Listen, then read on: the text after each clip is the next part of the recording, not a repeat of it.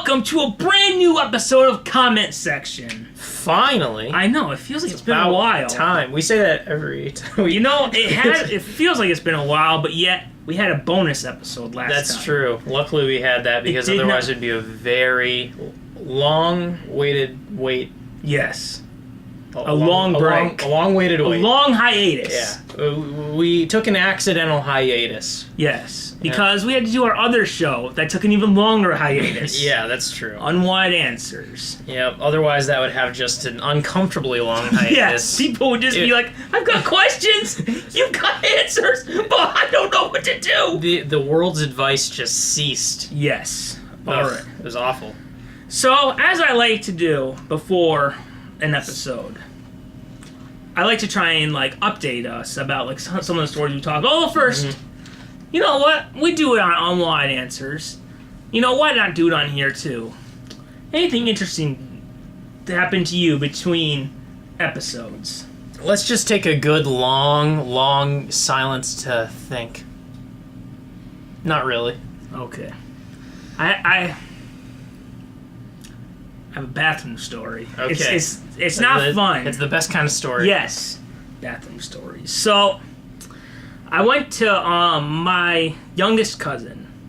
Youngest, I think. Pretty sure. Good, youngest or oldest. It's one of the two. Yes, it's one of those two. So, I went because she's in band.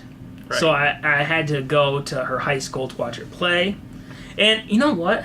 I noticed, though, she's not going to watch it, so I can say this. I noticed, though, you know how our high school band would, play, towards the field? Yeah. Their band turns. So if you're sitting next to them, like how our parents used to sit next to the band. Oh, yeah. It's blasting right at you, and it's terrifying. Oh, so it's slightly off to the side? Or No, it is full on facing you. Oh, okay. And then after that, they start shouting, fight, fight, fight. And I'm just like, I can't hear. But anyway, so afterwards, we had to, it was like 10 o'clock. It was time for that dinner time. Absolutely. So, it's a smaller town. So one of the few things that was open was McDonald's. And I had to go to the bathroom. Right. So bad. I just want to paint this picture for you. We won't say the McDonald's. I should. I should. Maybe if we ever get a sponsor, I will say who it was. There's a little incentive for you guys. Send us money. Yep. But I went to the bathroom. I just want to paint this picture for you. You walk, there's one stall. Okay. Because I would like some walls. Yeah. So I go in there, and there's flies above. And you look down, and someone didn't flush. Right. And there's just a McDonald's cup. What? In it. What? Just in the toilet, a McDonald's cup. They're like, well, that's where that goes. I'm assuming someone was very, very thirsty. Didn't have... How much is a... maybe they thought it was a 99 cents. You could ask for a cup for water, and then what you actually do is you don't take the water that just... Maybe they didn't know about that. Okay. But why didn't they use the sink? But I'm guessing they were really desperate. So they're just like, I don't have that 6 cents to get that $1 Coke.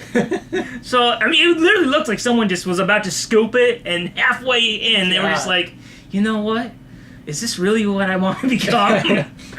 And I just stood there, in complete shock. And they died of dehydration, I think. I guess so. That's what happened. So then, it was interesting, because later, my father had to go to the bathroom. And I said, don't do it. And it was interesting to watch his face come out. It was the same thing I had, just oh, God. So, yes, that was my story for the week. You reminded me of a story of when I worked at a certain grocery establishment. God, you got so much history nowadays. Well, I've had 5 jobs in the last 4 years, so that's why. But my first job, around the end of when I was working there, this is my strangest found something in a bathroom story, because I went into the stall, the like just the exact. I went basically to this exact same bathroom, to the exact same spot every single day, to waste time and not work for a little bit and hide in the stall. But this time, felt a little weird in that stall because there was straight up a knife inside the toilet. Just, I looked down and there was a knife sitting at the bottom of the toilet, like it sunk to the bottom of the toilet. I'm assuming maybe there was like an inmate who just got out of prison who was just like, time to pass this, I didn't see any guards! Whenever you go to the bath, this is so off topic from what the show usually is. Do you ever feel uncomfortable when you like hear like a splash as you step into the stall? I mean, I don't like seeing any liquid on the floors. I mean, there's obviously a lot of water that exists because there's sinks and toilets have water, but I don't like seeing liquid. I remember there's like, speaking of that same small town, there's a gas station, which by the way has lovely popcorn. Great popcorn gas station. Yes. Can't say I've ever had anyone who knows the area knows what I'm talking about. Which none of them are watching this show. You're not even disclosing where it is, yes. So it doesn't help. But they got really good pop. But anyway, I went to their bathroom one time, and just the whole floor was just wet, and it's just like the most uncomfortable. And there's like wet toilet paper on the ground. I'm just like, you know what? I am never coming back here again. The thing is, it's probably just like a bit of a flood, a little bit of a leak. I hope so, but I don't want to take the because chance. It's a public restroom, and public restrooms are atrocious. That's not what you think. Yes. So there we go with bathroom stories. Mm-hmm. For the public bathroom stories, I want to clarify the knife one. Was at a grocery store, not at my home. But, so, when you found that knife, was it like just like if you sat down? No, I walked in, looked down like at the toilet because for some reason I decided I'm gonna just look into the toilet before I. But I walked in, looked, and I was like, "There's a knife. There's a knife in there." Yeah. Well, I had many questions. But none were answered before I was later, alone. There was a guy who came out of the bathroom. Hey guys, look what I found! Got myself a free knife! Yeah, that's what I wonder. I was no more ripping apart my meat with my teeth! That really was a, like, that is not my job and not my problem moment. I was like, I'm paid to place things onto level surfaces. Place food items onto level surfaces. I'm not paid to fetch a knife out of a toilet. No. None of us are. So, as we, I try to do whenever we come back from a hiatus. We didn't do it for when we came back with Comic-Con. Yeah. Which you should all check out, by the way. Yep. A nice trilogy. It was a trilogy of sorts. Yes. Because it was 3 episodes. Yes. Yeah. Beginning, middle, and end. Yep. So, I like to, what is it? Yes, I like to try to update some of our stories. Bring us from the last episode to the future. A lot didn't happen. I really only have like 5 updates. Yeah. So here we go. So we talked about how Sony's planning like this Venom universe. Yeah. And we talked about how, is Tom Holland's Spider-Man going to be a part of it, or yes or no? Yeah. Since then, it's been kind of announced that the villain universe, or as I call it, the Venom universe, because that's how it's going to start, will kind of have the relationship to the Marvel movies as the Netflix shows. Okay. They can Netflix talks about them. Yeah. But you'll never ever see them cross over. Right. So that's a little like they kind of said like maybe we could get Tom Holland. Yeah, but maybe I see. So it's a little disappointing. All right. But also, because it's been so long, we talked about how Phil Lord and Chris Miller are no longer directing Han Solo. Yeah. That's so interesting. Literally last night I was thinking, maybe I should have looked up what's the deal with that Han Solo movie. Because I was thinking, like, I haven't heard anything about it since we last talked about it. So this is really ironic. And they announced who the next director is. Did they? And as we talked about, it was rumored, it's Ron Howard. Oh, yeah. Ron Howard. I have some Ron Howard related news in coming up. but of a different thing he does. Opie! That's a little. We'll get to it. Okay, and also we talked about some in our Comic-Con episode, some cartoons coming back. Have you seen the new DuckTales? I haven't yet. I have watched I have watched the pilot. I have. So they did. It was a little bit like I also watched the new Spider-Man cartoon, which was really good. It was a little bit like kind of a sneak preview thing where they'll air the first episode, but then like they'll kind of wait a little bit before they air like episode 2. Like I think episode 2 aired for the first time last weekend. I see. I still haven't watched episode 2. So there's just 2 episodes out right now? Yeah, but the first one's an hour-long one. So I'm guessing it's it was like a 2-parter. So I watched it. Okay. It's really good, actually. Oh, that's I did hear from other sources that people liked it, so I'm glad. I need to check it out. Here's the thing I think is important. Is it as good as the original? I don't think so. But that's not this show's job. Yeah. It's just supposed to be good. That's always something that does bug me when people are immediately like, it's not as good, so they almost like write it off entirely. It's like, it's okay for something to exist that isn't as good. So, I don't know if you've seen, like, this show is like a full-on reboot. So, we see, like, how Donald brings Huey, Louie, and Dewey, I think. That's the names, right? Yeah, Huey, Dewey, and Louie. Huey, Dewey, and Louie to Uncle Scrooge, and it looks like Donald will have a bigger part, which is a nice kind of way to differentiate it from the other show. Yeah.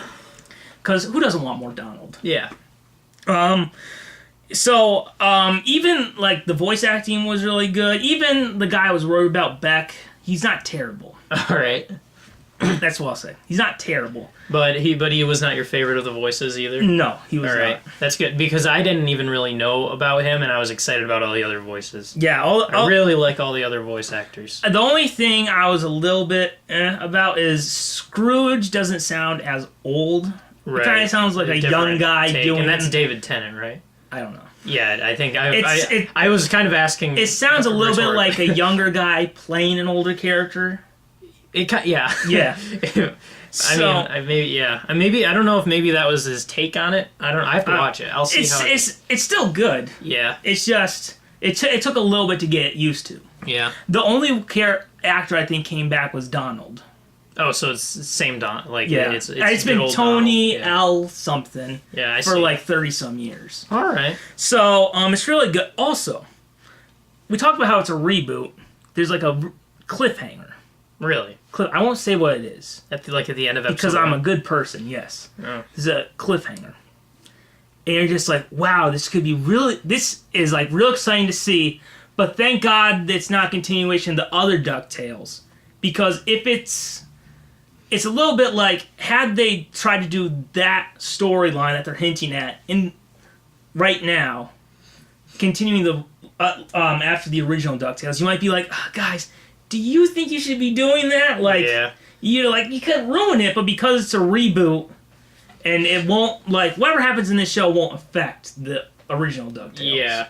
Separate canons. Yeah. So you're just like, you know what? This could be really interesting. It got me real excited. All right, now I'm irking. I mean, I really got to see it now. Also, the new Spider-Man show was really good. I guess I didn't really even know there was one. There is a new one. The previous show, Ultimate Spider-Man, horrible. Oh. Crap. Bottom of the barrel trash. Wow. It's awful. It has terrible writing, terrible voice acting, good character designs, but they're so detailed that it makes animation choppy. Oh, really? Which, yeah. So, this show it's actually good. Ooh. It's nice. Good voice acting, good writing. Not as detailed character designs, but that makes it so it flows better, the animation. Yeah. And it's interesting because the new... I've said like before, I'm not a big fan of the current Marvel or Spider-Man comics. Yeah. And this show is kind of based on those, but they're kind of like doing it in a way where it's just like they're like tweaking it, so I kind of like those stories that I don't really like in the comics. Well, I guess that's when you get good writers and stuff. Yeah, it's like... I guess the guy who writes those stories, Dan Slott, who I'm not the biggest fan of, Dan Slott. Although when he's on, he's on. It's just, I kind of feel like, because Spider-Man is ships 2 books a month, I kind of feel like sometimes there's a lot of filler. Yeah. So it gets really dull. So, but like they're doing some things like, for those of you who don't know, currently in the well, not currently, but a few years ago, Peter was kind of working this thing called Horizon Lab, and I read it and I just like, this is boring, and that's like a part of the show is that he's like goes to Horizon School, which is a lab. I see. And that's really good. And also, they introduced Miles Morales, who I think had a horrible introduction in the comics. Like, not like the comic itself is bad, just the way they went about it was the worst way possible. And last week they had an episode that introduced Miles in the way it should have been done. Oh, nice. So if you're just like, screw Miles Morales, maybe you should check out that episode. Also, Spider-Man. How many episodes of that? I think it's like 10 so far. All right. They've been doing it. They did like a few weeks ago. They aired 3 episodes. So I see. Oh yeah. I see. Stacked. So what else was there? Oh yeah, I think I only had 2 more. Also, Gotham returned last week. It's back. It's back. You know what? It came out after we did our trailer reaction. Oh yeah. They moved the premiere up a week, Oh, I see. and I watched it. The premiere. That And I gotta say, it's the best episode so far. like of all of Yes! them, of every single. Oh man, it's a lot like Smallville in the last 3 seasons, which are my favorite, where they kind of really amped up House and made it more Superman-like. That's pretty. This awesome. one they made it more Batman-like, and you're just like, oh. That's pretty awesome. And also, we heard for the first time Bruce Wayne actor David Mazouz kind of do his Batman voice. Yeah. Because remember, he's like going out in the costume now. We kind of heard his Batman voice. I was a little worried because he's kind of at that age where Christian Bale would have been his Batman. Oh. So, but I can say, when he did his Batman voice, it was more subtle, like Keaton and Kilmer. So, That's good. there you go. Really great episode. God, why is... I don't know what that last thing is. But, final thing. Last time we talked about our favorite series finales. Yeah. And I asked you, what do you think my favorite was? And you mentioned Batman the Animated Series. Yeah. And I never think about, like, for, like, series finales, cartoons. Because for those of you who don't know, I don't know if you don't know. Basically, when you get to 52 episodes, you're basically done. Like, they can just air you in reruns forever, so... No one, it's a little bit like, it's very rare for like an actual series finale to take place. Yeah, of a cartoon, you're saying? I didn't know it's that rare. specifically, actually. Like, yeah, a lot of times if you go online, you'll see like a cartoon ends at 52. That's because it made syndication. Yeah. I mean, I have noticed that there aren't any cartoons that have had proper endings. I think like it's usually like 52. You're done. If you're really good, you'll get 65 and you'll be done. That's I almost wonder because what season did you say Adventure Time was on? It's on like 7 or something. But those are like half 15-minute. Yeah, episodes. they're half. So I episodes. wonder if you look at the episodes and pair them up in a half hours if it reaches 65.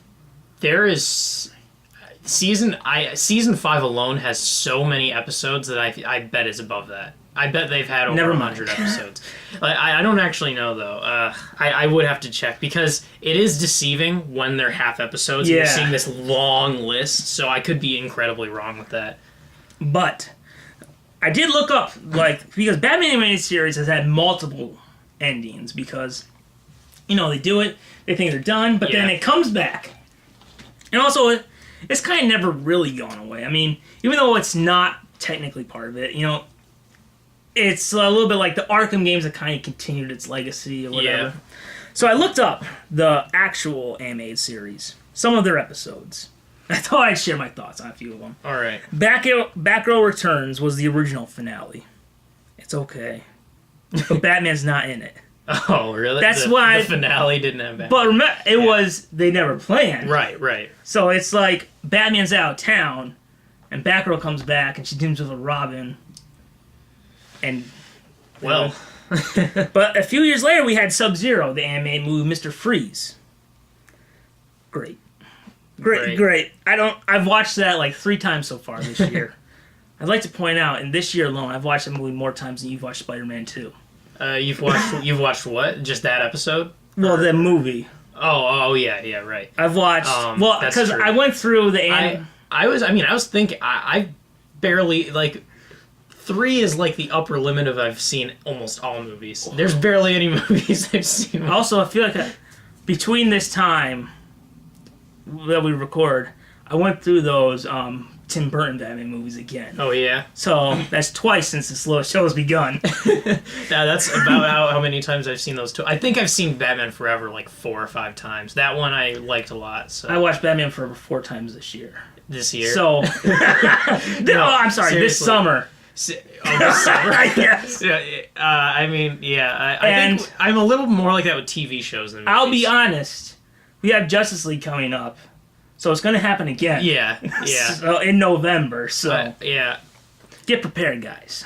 I should. I've been trying to go through and watch some more comic book movies. I've been trying to catch up since I haven't. Well, after we do this, we can talk about that. Yeah. So also we had Sub-Zero, which was great. Judgment Day, a great episode with Two-Face.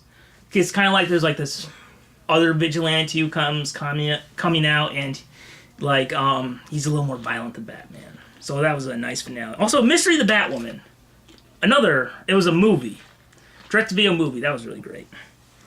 Starcross, the Justice League episode, because Justice League is a continuation of Batman the Animated Series. Another great episode. Destroyer, what was the finale of Batman the Animated Series? Destroyer, which was a Justice League episode. I see. Another great episode. And most recently, we had Batman and Harley Quinn. Right. Which I like. It's got kind of like a mixed reaction. Oh, right. That one just came out. It's more of a comedy, but yeah, it's not like Batman's doing slapstick or anything. Like, the characters are... Like, Batman still acts like Batman. Nightwing still acts like Nightwing. Right. It's just like... Is there just so much comic relief that it starts to just almost touch comedy, or... I think it's like some... I don't know. Like, I think it's just trying to be humorous. It's a little bit like Act 1 is very straight. I see. And then it's like Act 3 is basically most of the comedy happens at this bar that they go to, which is a little like a tribute to like the Adam West show. Yeah. But I think, it's a little bit like I don't know. It's just like you're not going to have this a lot of times, so why not give it a shot? Like, we're not going to have another more comedic Batman movie like this probably for a while, so... Yeah. Some of the comedy works. Yeah. There's, like, I won't spoil anything, but one of my favorite moments is, like, there's, like, some moments that are, like, more funny than others, some that are more subtle. Like, some moments I find more subtle to be more funny. Like, there's a scene where Batman's in a bar, and, like, Harley... One of the deals to find out information on where Poison Ivy is, she's got, like, a sing-a-song. So, like, you see these two henchmen. Oh, when Batman walks in, it's, like, a bunch of old henchmen from the animated series that you only saw once and never again. So you're just like, oh, man, they all lived. And there's, like, a scene where you see, like, two Catwoman henchmen from the 60s show. Oh. And, one of them, like, Batman's just like this the whole time. He's just pissed the whole movie. And he's just like this, just, like, scowling, just waiting for this to be over. And then one of the guys comes behind Batman and just starts doing, like, the old 60s dance behind him. Like, Yeah. And Batman just goes, That was funny. It's also really, you know what? I think a lot of people will agree. It's the voice acting that Kevin Conroy did. It's some of his best. Oh, really? But that's the thing. Every time he always gets better and better and better. That's good. And it's better than worse. Yes, thankfully. And also, there was a finale to Batman the Animated Series. Kind of like if you watch it in watching order. Yeah. Which I'm pretty sure you might have heard of. It's called Batman Beyond. I do know of that. So, Batman Beyond is the series finale to Batman the Animated Series, and it's also a great series finale. Yeah. Batman Beyond. All 52 episodes I consider the series finale of. That's a long finale. It is. It's pretty long. Wow. You're a little worried that it's longer than the actual show, but... Yeah, interesting. There we go. All right. So, why not get into some topics? Oh, that sounds like that's a decent idea. Yes. So, I can delete. Since, after all, we didn't even clarify necessarily, this is a show where we talk about news in the entertainment film. So, who wants to go TV first world with news? I don't care. We don't do a coin flip like in. That's the other show. Yeah, we can't do that. It's copyright. We officially we can't. We gotta save some things for the other show. You know, I'll just go. I'll just do this because, not that current, but it did happen recently. And there's a lot of talk, a lot of big news. I got a feeling I might know what you're talking about. This is kind of like.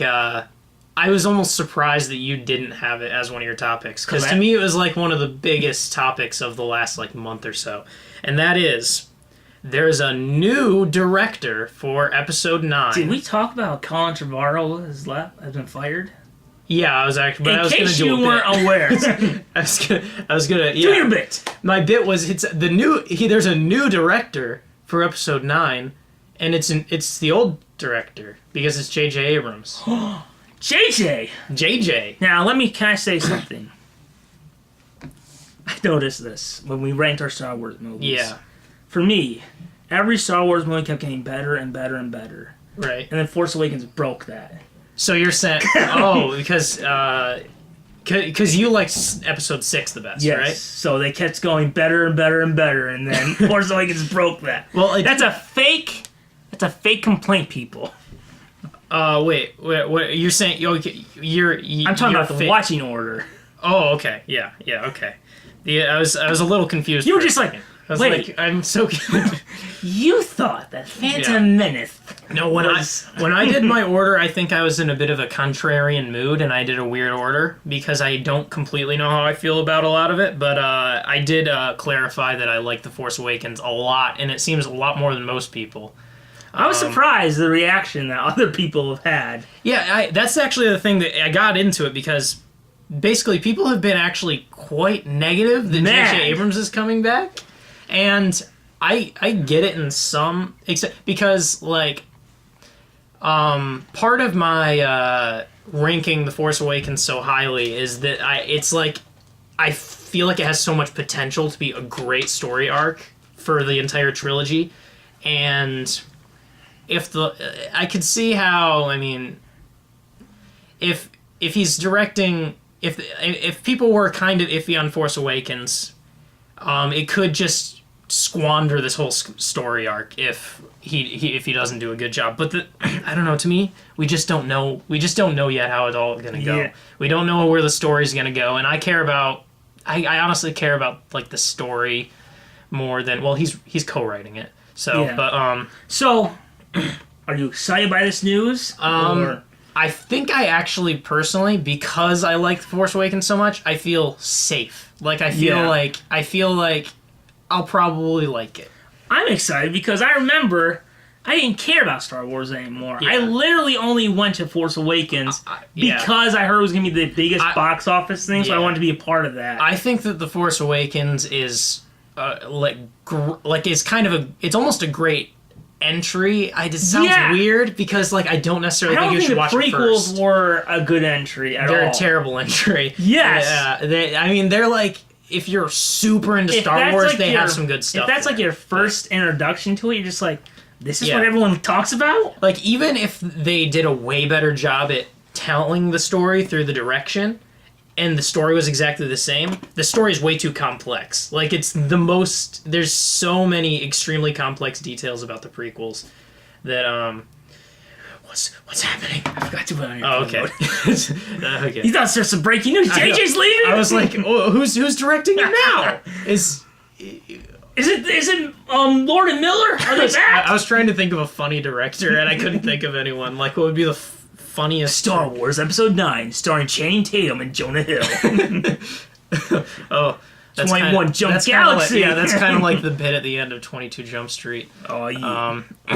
But I'm excited because he made me care again. Yeah, I know. Yeah, in a way, I hadn't cared since 2005. Yeah, and that's part of the reason. Another reason, it makes me feel like I'm going to get stoned to death.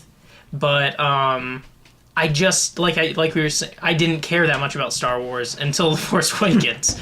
So that kind of gives The Force Awakens a bit of a different light from my perspective. It seems more fresh to me because it's my introduction. A lot of people are talking about is this gonna be a repeat of Return of the Jedi?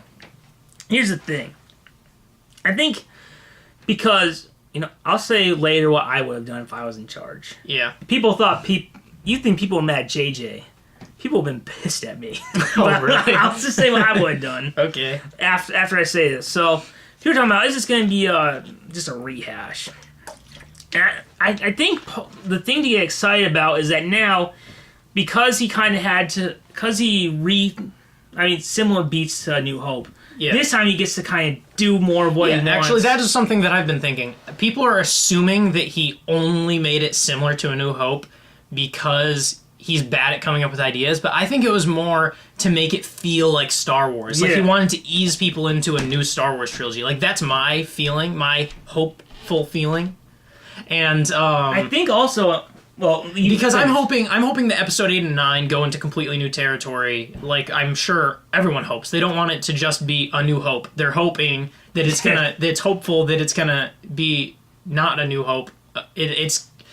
I got lost. I think another thing to get excited about is that this time JJ kind of gets to play with new toys. Yeah. Like, because R2-D2 is kind of gone in that movie. Yeah. I think probably Luke will be in there, so he can play with Luke now, and he can play with like Rey and Finn and who's the other one? Poe. Yeah, Poe. Yeah.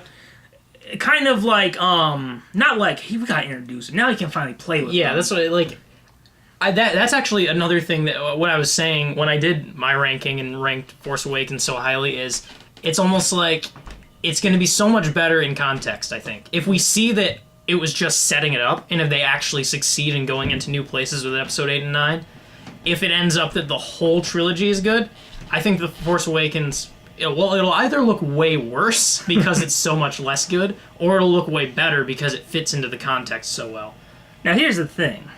I don't think this will happen, but what if Episode 8 have it where there's this big fight between Rey and Kylo Ren? She loses her hand. She loses a body part. And find out, didn't you ever find out what happened to your brother? I know enough. No, wait, she didn't know enough. Never mind, she doesn't know what her parents are. Yeah. No, Rey, I am your father. Yeah. That's not true! And then, like, it's Kylo Ren's redemption. Then I would be like, what was the point of making this trilogy? Yeah, I know. But I don't think that's gonna happen. Yeah, I want them, personally, to stay away from all the familial ties stuff. Yeah. It's a little old. So, boy, you thought we might get hate before. Okay, I'm ready. I have one guess. You said for your idea for a director? Is that what it was? No, for what I would have done. Okay. I thought you were going to say George Lucas director. No. Okay, guys, let's have it where we're going to focus on here. We're going to bring Jar Jar back. Lisa cannot die. Lisa is the last Jedi! And now we're going to have a long, drawn-out speech about midi-chlorians. Okay, Rey, okay, look at this green screen, okay? You're in a crowd. You are getting rocks thrown at you by multiple people. What's my motivation, George? The green screen. Don't screw it up. I know you have, like, some green things right here. Don't show them too high or you look like you have no hands. We're going to lock you in a green box for all of eternity. You can never escape from the green screen. I have a question. Does this ever make you laugh unintentionally? In Return of the Jedi, remember where Luke and Han are fighting that giant thing? A giant monster in the opening scene. Oh, yeah. And then the guy just runs in like, oh my god, what did they do? Oh, yeah. I don't know if that's his pet. I don't know if he's just a friend. What is that guy doing? He just starts tears of sorrow, and then it looks like the other guy consoling him, like, hey man, he's in a better place. But okay, here we go. So this is what you're gonna do. This is make everyone. This is what I would have done. All right. Whew, I shudder to the comments we could get on comment section. Well, that's what it's all about. If I would have done it. Hey, I said The Force Awakens was my favorite Star Wars movie. Could it actually be worse than that? Yes. All right. If I was in charge of Lucasfilm, and I said we're going to have a new Star Wars movie in 2015, All I right. would have said one word Okay. that would make people so mad. Okay. And that word is reboot. Oh. I would have started from scratch. Oh. I would have had it where we go back and like we kind of do like a new take on Luke, kind of like figuring out who he is. Maybe Obi-Wan raised him this time, and he's going So to. you're saying reboot with with the same characters? Yes. Even Don't. Okay. Before I would have had it like that. I would have had it like he's just like he would have grown up, just like, man, I feel my father just abandoned me, and just stuff like that. And maybe we don't even have Darth Vader in this first movie. Maybe we have Darth Maul. And it kind of builds up to Vader. I see. But that's what I would have done, because I almost, maybe, I don't know how you feel about this, I kind of feel a little bit like, by keeping it in the original trilogy canon or whatever, Yeah. there's two things that happen. One is, I think people after a while will kind of get like, yeah, we got these new characters, but I kind of miss the adventures of Han, Luke, and Leia. And I feel like you're in a no-win situation, because with those movies, people love those movies so much that it will always be never as good. Yeah. Well, another thing is, I feel like you actually have more potential for people not liking it, because it's like that doesn't feel like Luke, Han, and Leia. Like it doesn't feel the same. Like it's not them. I almost feel like it would put a little less pressure off. Yeah, that's true. But that's another thing, is I feel like it is more of a writing challenge to make you care about new Star Wars characters than to just kind of go like, here's some nostalgia. It's these characters. So I feel like I like the challenge of making us care about new characters. And I do, incidentally, because I like all the new characters. So if Lucasfilm said, let's say I get promoted to Lucasfilm. Okay, you're in the running. Yes. Yeah. Of course, after that wonderful idea, fans are cheering. Yeah. And I say, we're going to reboot it. Mm-hmm. We're going to start from scratch. What is your reaction? I am sort of slightly below lukewarm on it.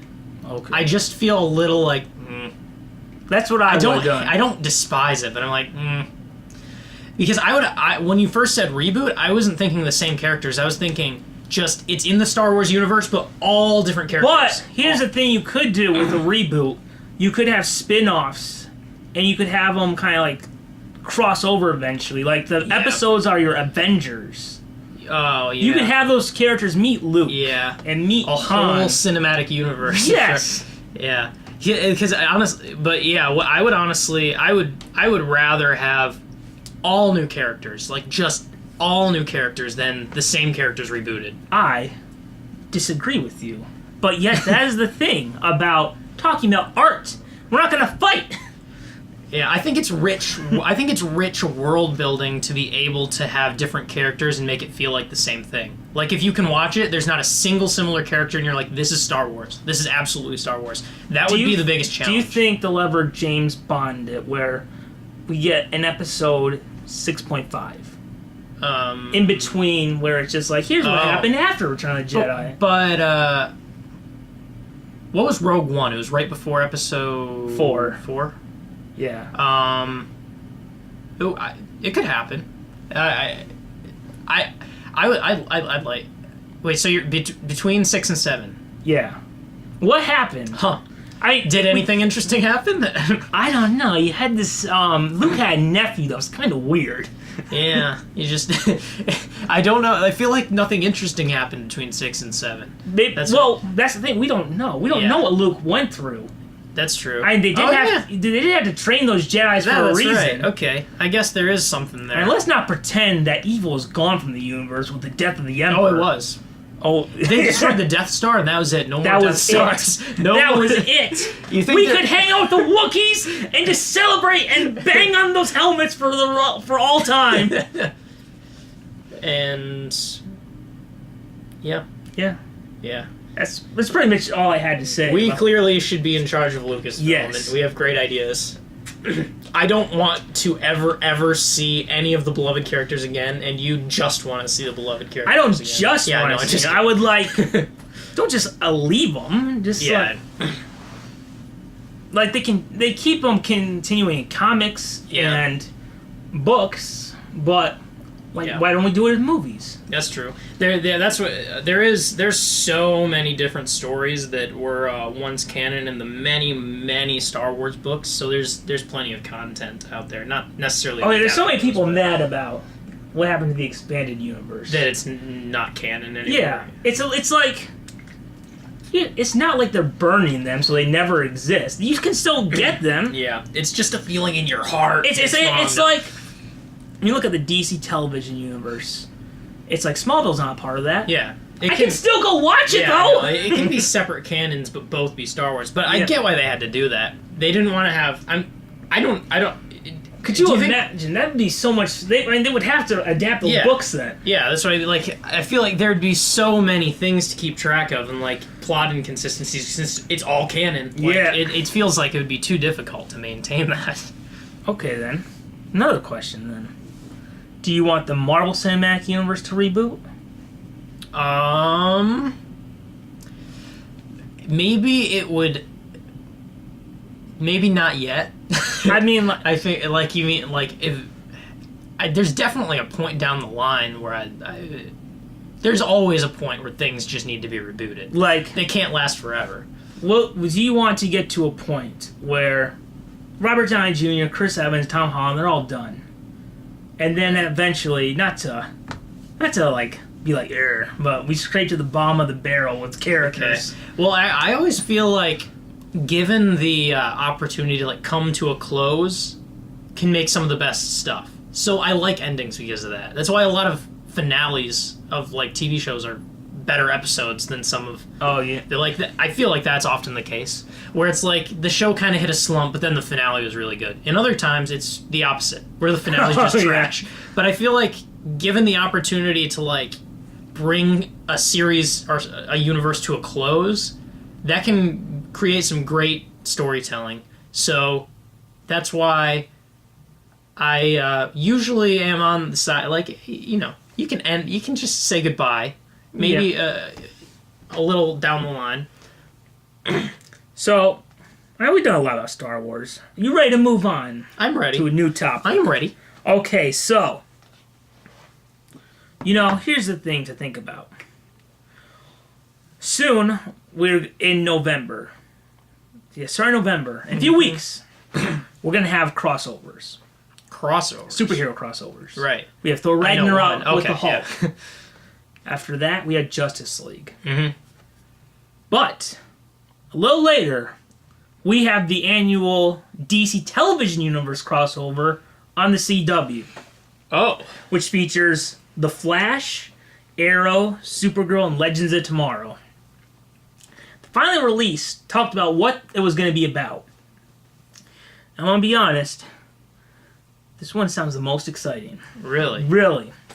So, it's called Crisis on Earth X. Now, if you are not a comic book fan, the word crisis is something special in the history of DC Comics. Is it? Because Crisis started with where the Justice League would meet this other superhero team from an alternate universe called the Justice Society.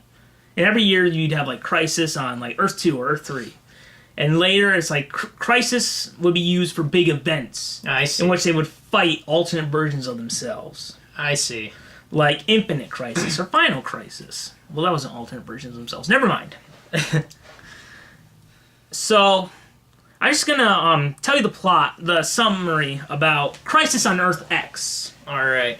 I want to know what you think about it. As someone who's never watched an episode of 4 of these shows, never one. We've got like 200 episodes. That's a lot. You haven't seen it one. It's too intimidating. So here's the thing. So the basic thing is that it's the Barry Allen who's the Flash. Yeah. It's his wedding to Iris West. Okay. They're going to get married, and to celebrate, we have where all the superheroes are coming. Because, like, Oliver Queen's Green Arrow is kind of a mentor to Barry. And, like, Barry is kind of like a mentor to Kara, who is Supergirl. So they're all coming together. The wedding is going to be interrupted when a team comes, and it's evil alternate versions of like the Flash and Green Arrow and Supergirl. Oh. And it's just like it's them versus their alternate evil versions of themselves. What do you think about that? It sounds very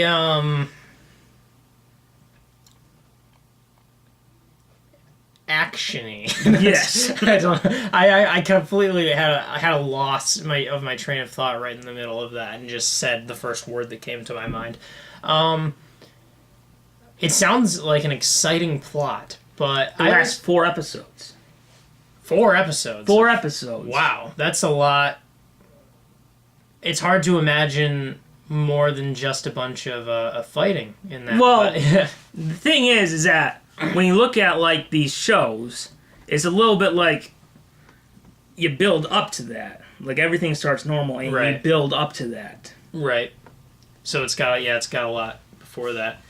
One thing that is always I've never known how I've felt about super crossover-y stuff, or like I don't know, like I think I mentioned this on a previous episode. I often just like just a universe to just be One character. very condensed universe. Like it's just about that particular canon of that character or something. Like, and that's why a lot of times.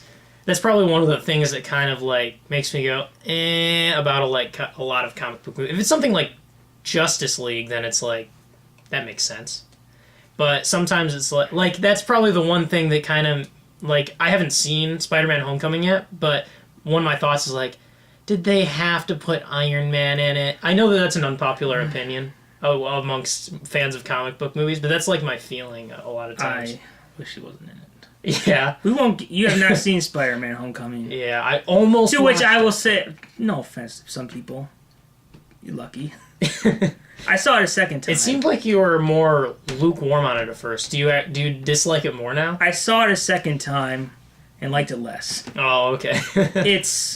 I mean, if you like go on YouTube and watch the first 10 minutes. Also, I gotta say, remember how we talked about how people come to my opinion? Yeah. I looked on some, pages. It looks like the honeymoon phase is over. Okay. Like I said. So they just liked it a lot at first. It's a little bit split now. I see. But when you see it a second time, boy, you realize how much they really rely on the humor. Yeah. It's not like the first Iron Man. Or even the Avengers. So it's something that very well integrates the humor, or something you're saying? Like they know when to use it. The whole thing is joke. I see. Like, we won't even talk about how Spider-Man has X-ray vision. I didn't know that about We won't even talk about how Spider-Man has, I'm not saying anything to spoil it. I'm keeping some of the big things. Yeah. I want to talk about how he has interrogation mode, where he can talk like this and say, "Where is he?" Yeah. See. Yeah. I actually like the thing is I do like my humor in like I personally was. The thing that made me just drop watching a lot of comic book movies for a while is because they went through their serious phase. So when was this? Well, that's what I kind of that's called the thing. It was just like when was this? I'm thinking around like aren't the Captain America movies fairly serious, and then there was I think Man of Steel. I don't remember. Well, we won't talk about Man of Steel, but I feel like that kind of started it though. It was around that time, and it was also around. Have you seen Man of Steel? Yeah. I completely forgot that I did, but I was recently I was watching. I was watching like a trailer or something, and I was like, "Oh, I have seen it." Like I completely forgot that I'd seen it. Oh, can I talk about how I'm so glad Jonathan Kent dies in that movie? He is such an a-hole. Like, I consider like Smallville's Jonathan Kent to be like one of the greatest TV dads of all time. What was I supposed to do? Just let him die? Maybe. Like, when you're talking about something as an audience member, there's some things I don't believe. I don't believe he would watch his dad get sucked up by a tornado. Yeah. There's no way I can believe that. Oh, you know another thing I did, because I don't know, I was just kind of like thinking, what movie should I watch next? Because like I said, I was catching up, and I was like, because I've heard that Suicide Squad was quite bad from consensus anyway. I liked it, But like I did think that there seemed to be something there to me. I didn't watch the whole thing. I watched like. Did you see Batman? Yeah. Oh, but I watched like the first. I literally went there just to see Batman. Yeah, but yeah, this is what struck me that was like seemed very bad about it. Because I only saw the first bit. I don't know exactly how long, but when they were like introducing characters like the Joker and Harley Quinn and stuff, it felt like a trailer. Like it felt like it was just a long trailer. Well, apparently it was edited by a music video. Oh, really? Company. Oh, can we just say how cool that scene was? Did you see where Batman stops the Joker in the car? Oh yeah. Yes, best scene in the movie. But That's yeah, it's Batman versus probably Joker. About as I didn't get too far. Anyway, before we talk about God, what is it? Yeah, we'll talk about.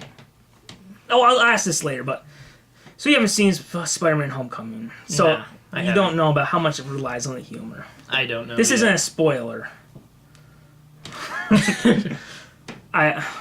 What do you feel about a movie where everyone wants to get with Aunt May? It's a little like weird. Tony Stark says, "Hey May, how's it going? What you wearing? Hopefully something skimpy." Okay, well, that's weird humor. Everyone constantly trying to get with Aunt May. Reminder: 8 months after her husband has been murdered. Yeah, a little weird. Always. What would you feel if I told you there's a scene? This is not a spoiler. It's just a little thing. Yeah. About how Spider-Man will save some kids from school. And the teacher says, yeah, thank God Spider-Man was there. We can't stand to lose another student again. Like it was just like, weird. Good dark. God! Oh, no, it's not even supposed to be dark. It's like, I mean, not die. I mean, like lost. Oh yeah. I don't. It's just like, oh my God, guys, come on. It's. Can I just say? I said I'm so sick of reboots, but you wish they would just have kept doing. I want Spider-Man to reboot again. Oh, okay. I don't want a sequel to this. Oh yeah, but is there going to be? Didn't they confirm Sadly. it? Yeah. Maybe they can fix it. I don't think they can. But do you like Tom Holland as Spider-Man? Because maybe if Peter has to move to another school in New York and the other Aunt May dies and he goes to live with another Aunt May. Maybe then. Well, maybe they can.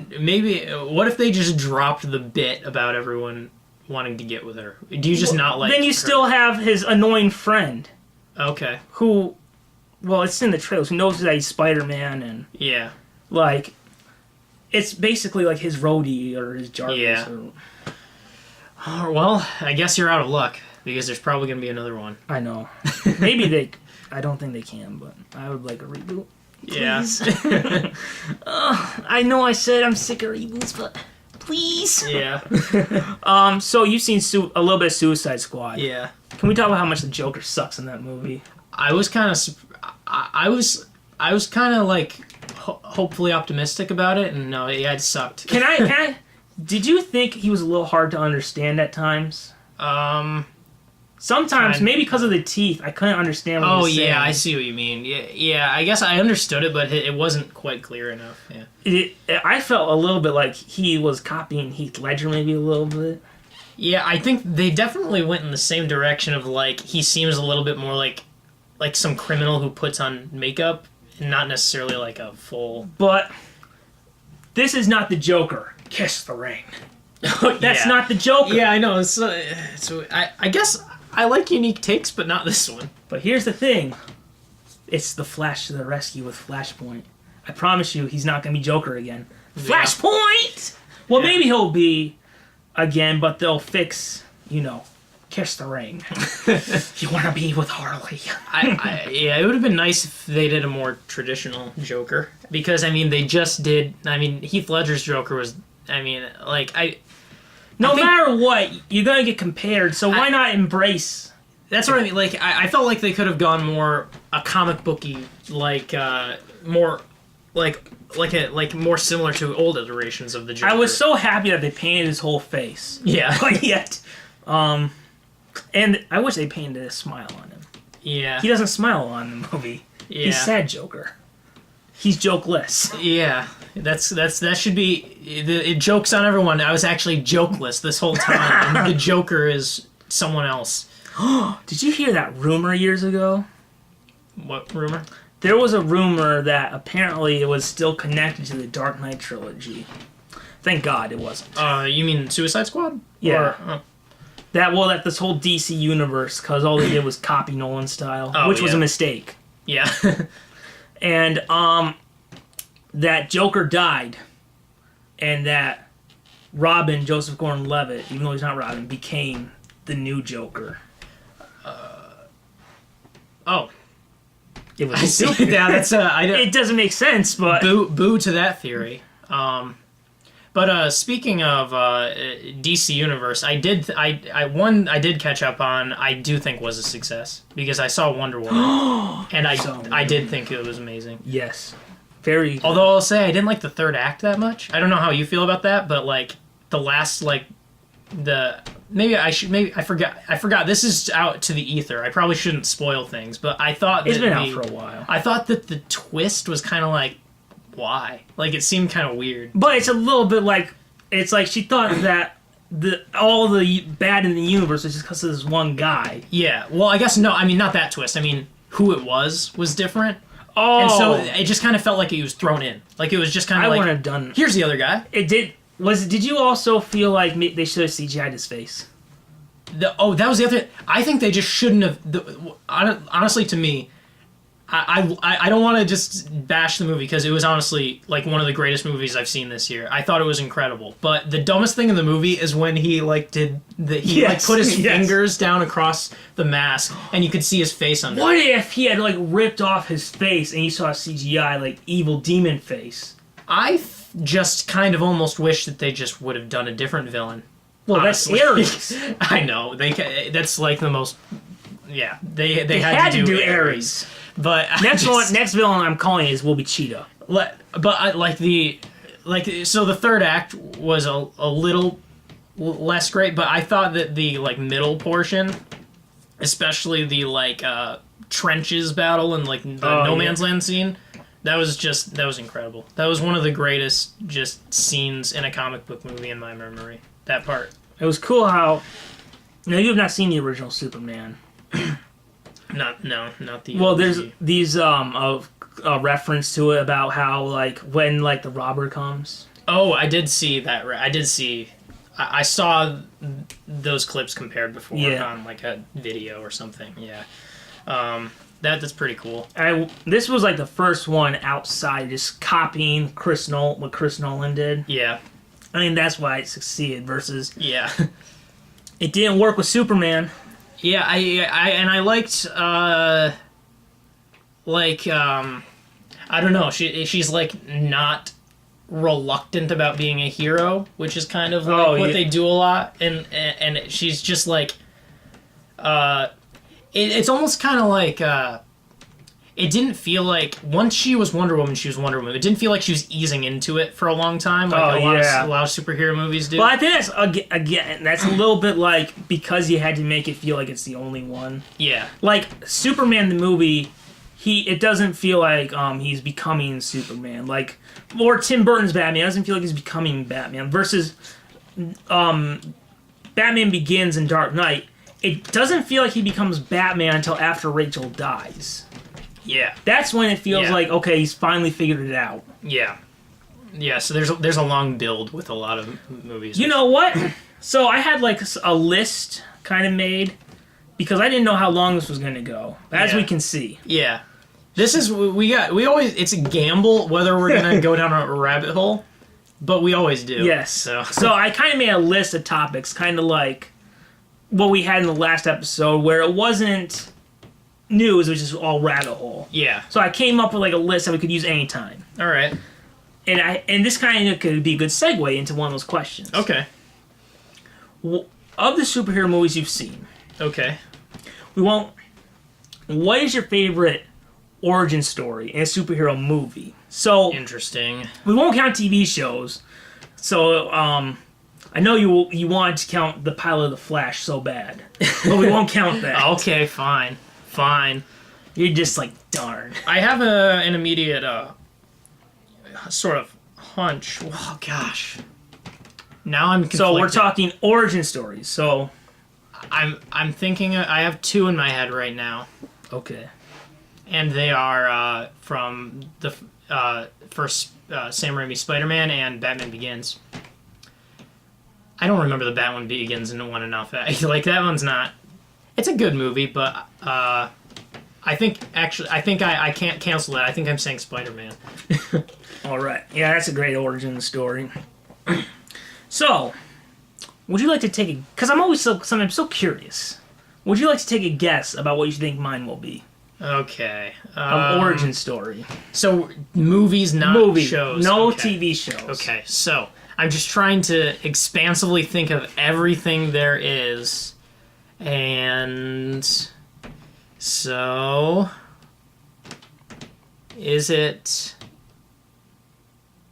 80s Batman? Well, that's not the origin story. They didn't do... Oh, Remember, yeah. it's just flashback. Oh, yeah. I guess that's not a great origin story to just have a flashback. Well, I mean, that's how the Yeah. first Batman comic starts. Yeah, I know, yeah. I just meant, like, it's not going to stick with you as one of the greatest origin stories to just have a flashback. So, like an origin arc. Where you see them like become. like an arc of the whole origin. Yeah, like... I was kind of thinking you just meant, like, the genesis of, like, the character. No, like, well, like, where you see them go from man to hero. Zero to hero, to quote Hercules. Gosh. So that limits it down a little bit.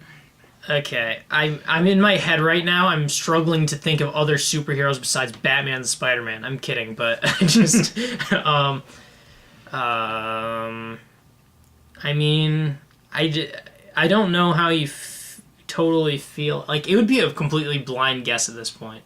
If it's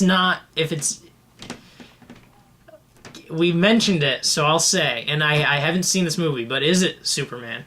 Yeah, I'm a little surprised.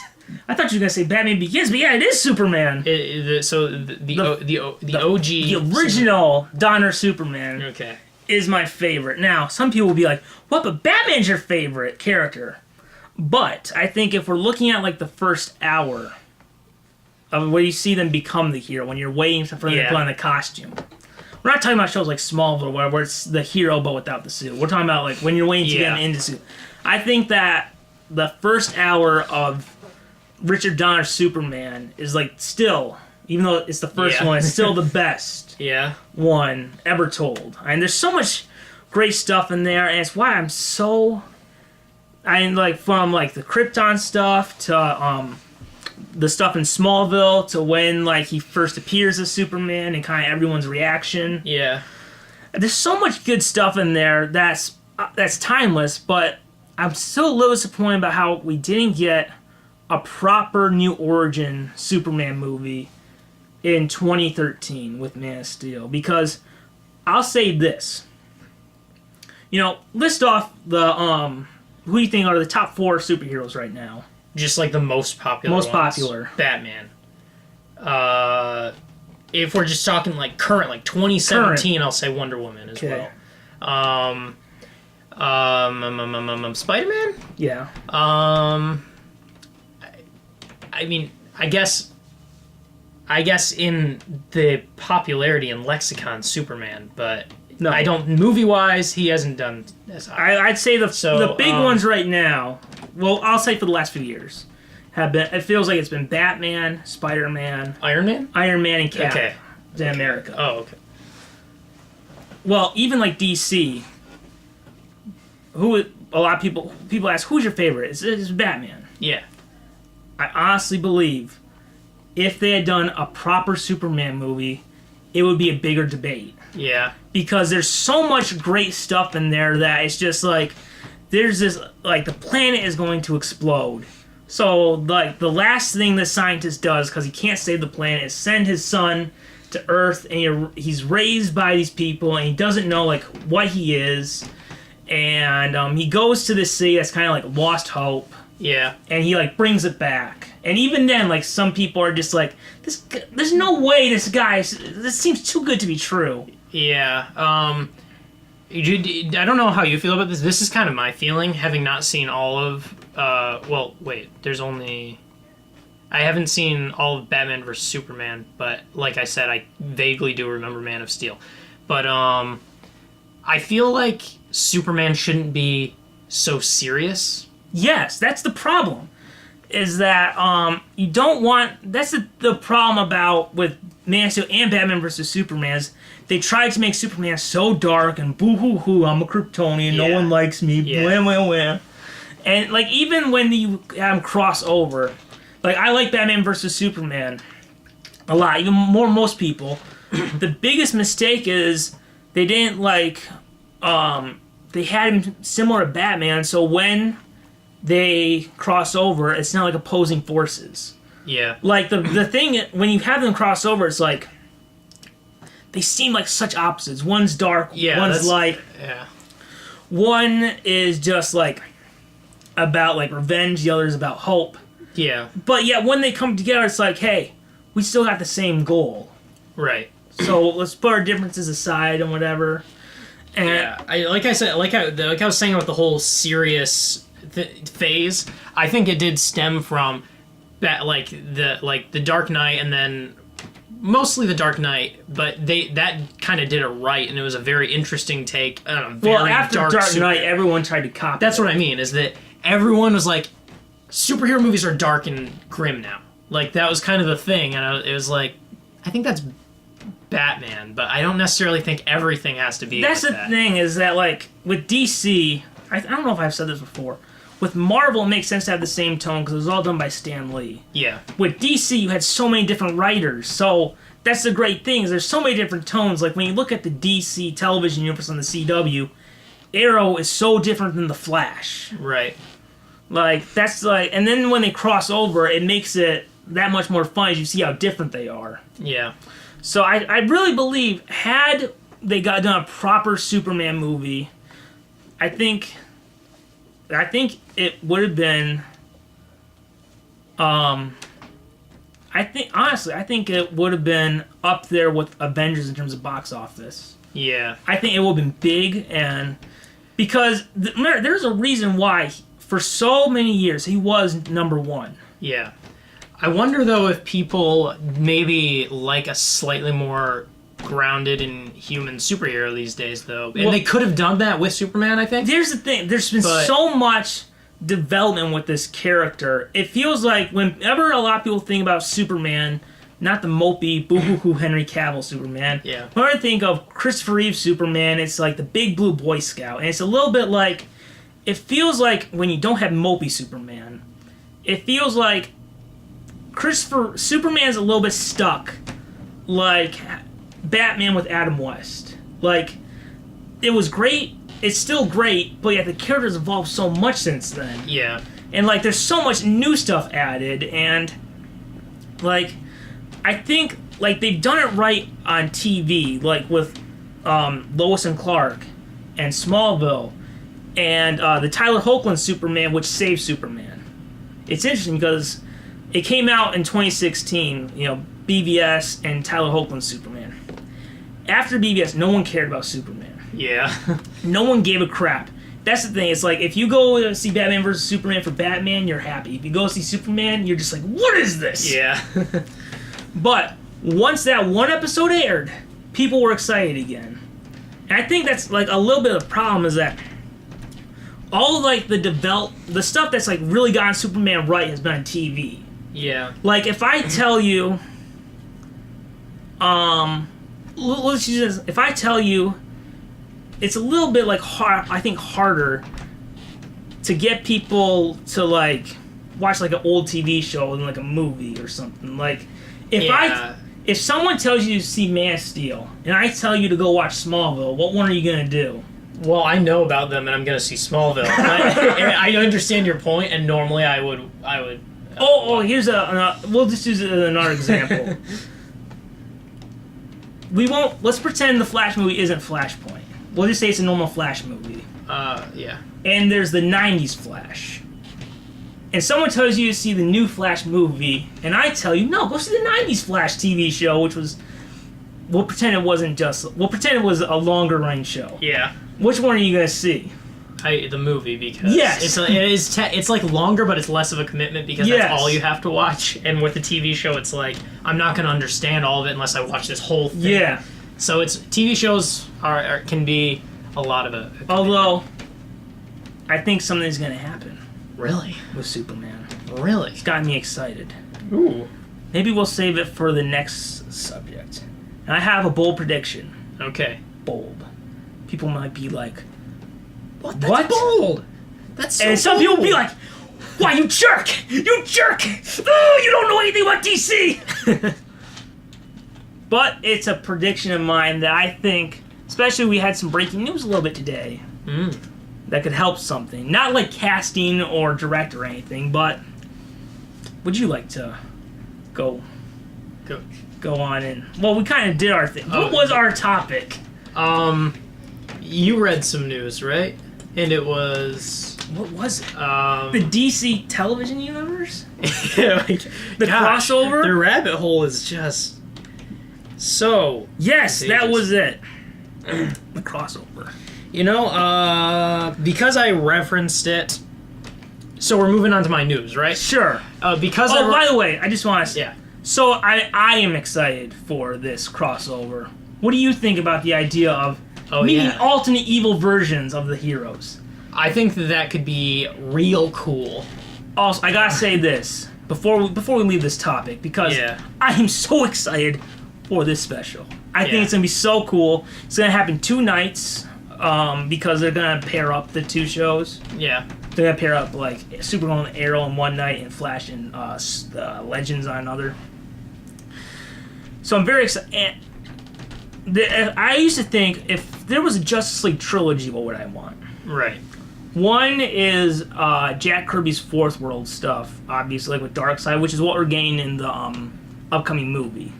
The other is the Legion of Doom, which I don't know if you've probably not seen Super Friends, but you know it's like the team of villains like Lex Luthor and Riddler. Yeah.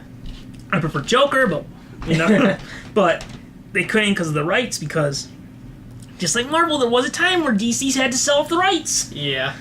But yes, where was I going with this? Oh yeah, Legion and another one I've always wanted is for them to meet evil alternate versions of themselves, Yeah. and we're getting it.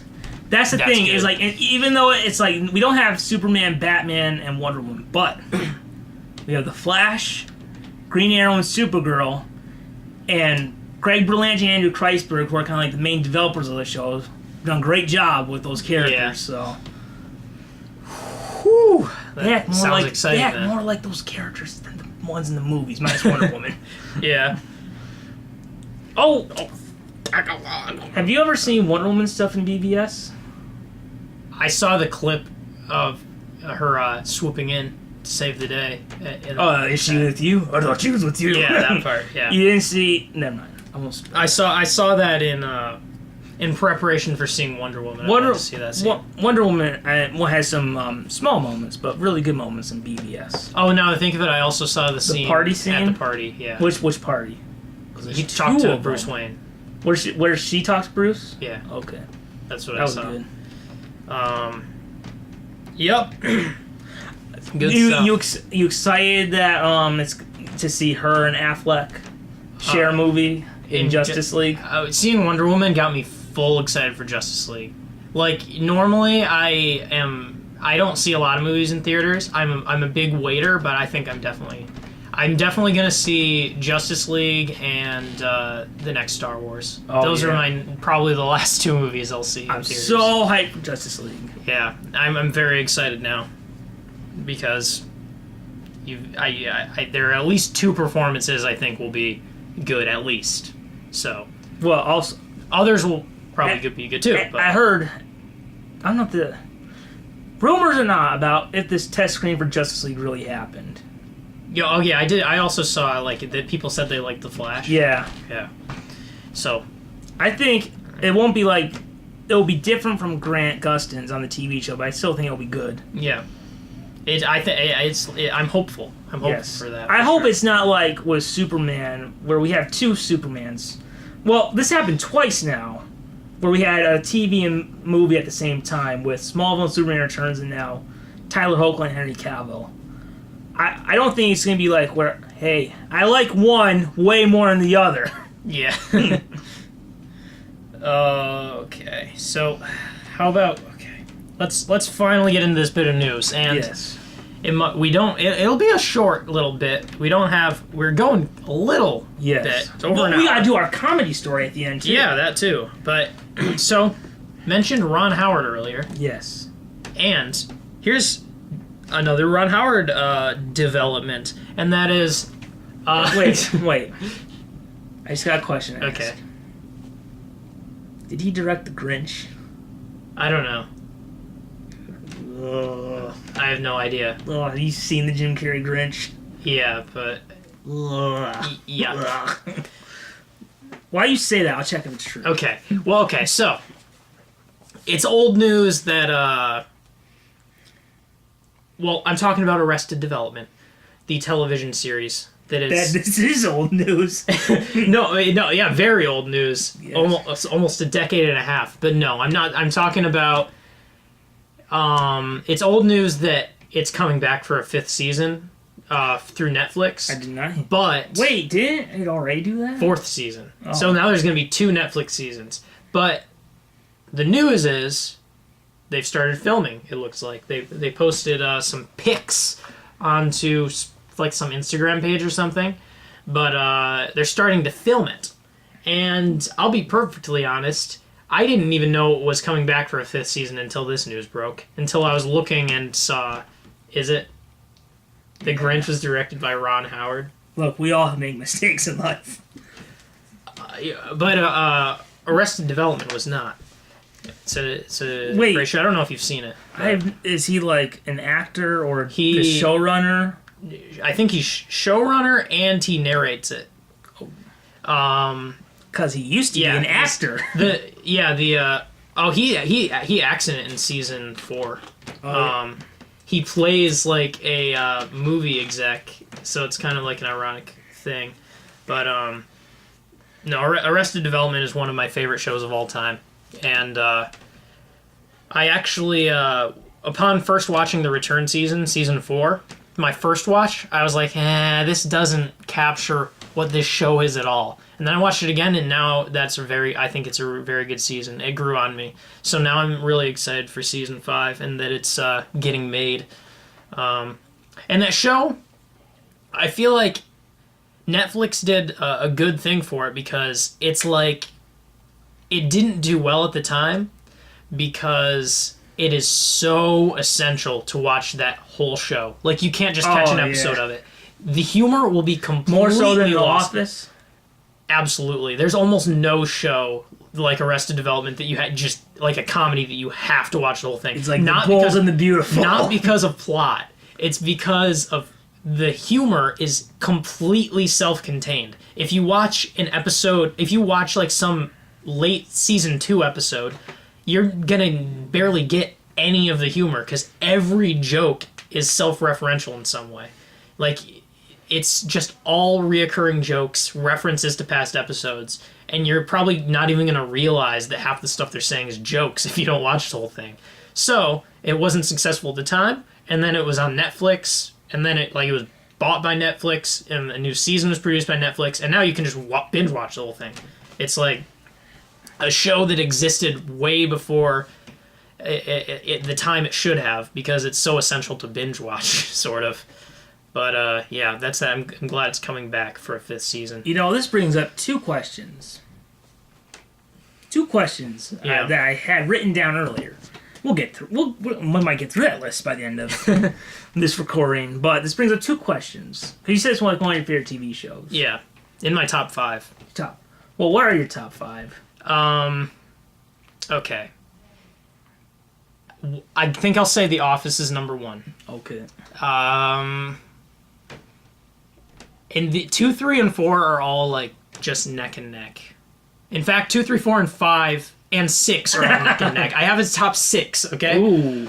Okay. My others are. I have a 7. Oh, No, but that man. one's okay. I'm just gonna say okay. Parks and Recreation, Community, Arrested Development. What was that Arrested Development on?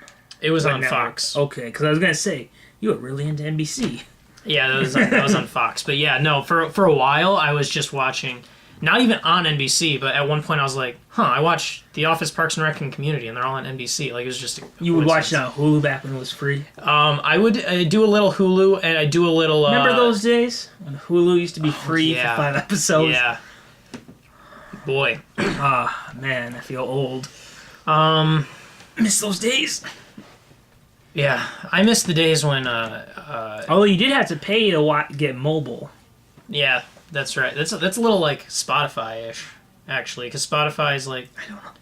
Yeah. I don't know. Never mind. But, so okay, so I said The Office, I haven't thought about the order that much, but The Office, Parks and Recreation, Community, Arrested Development, a very new edition of Stranger Things, Breaking Bad. Those are like the only 2 dramas that I have really completely watched. And I've been really into the show Portlandia lately. Isn't that the one with Fred Armisen? Yeah, it is. And Fred Armisen and Carrie Brownstein, I think it is. But... this reminds me of another thing, because that rabbit hole, it's something. I heard that Twin Peaks wrapped up. Oh, yeah. And I heard not good things. I heard people were mad. I haven't seen the end. Well, I have really loved the season so far, and I'm hoping... Did you hear that too, or is it just me? I didn't hear just complete negative reactions. I heard some people say... The thing is, I just kind of threw it to the side, because there are people who say, like, this doesn't feel like Twin Peaks anymore, like, sort of thing. And I sort of, like, agree. It's very different in the new season, but... Oh, I forgot to say Twin Peaks in that. That's like my 8 or something. I don't know. I might have put it. Like I said, it's in no particular order really. I can't believe I forgot that though, because I talk about it so much on this show. But I've really liked the new season, and it is very different, but it's still good. So part of me is like, maybe people are just saying they don't like it because it's different. But I don't know. I'll have to see it for myself. But it's coming out on Blu-ray, and I think I'm gonna wait to see the finale. I'm going to buy it and then binge watch the last few episodes, basically. Hopefully it isn't so horrible that I regret buying it. Yeah, never mind. I was going to say, what was a really bad box set I got, even though I knew about it, was Arrow Season 4. Oh, yeah. It just fell apart, and you're just like, oh, it's time to cancel, pull the plug, or Barry running back in time and undo it. But, Yeah. Here we are, and for the first time in 2 years, I'm excited for a new season of Arrow. Yeah. So, okay. Well, I guess 3 things. Number 1, what is your favorite... We talked about favorite finales. Yeah. What is your favorite pilot? Okay. I think I can do this. Okay, so I'm just going to think of in my list of favorite shows. And you notice I'm very... I'm obviously quite fond of comedies based on my list, but... I don't watch the last 6. I think there's only like 5 or 6 I actually watch.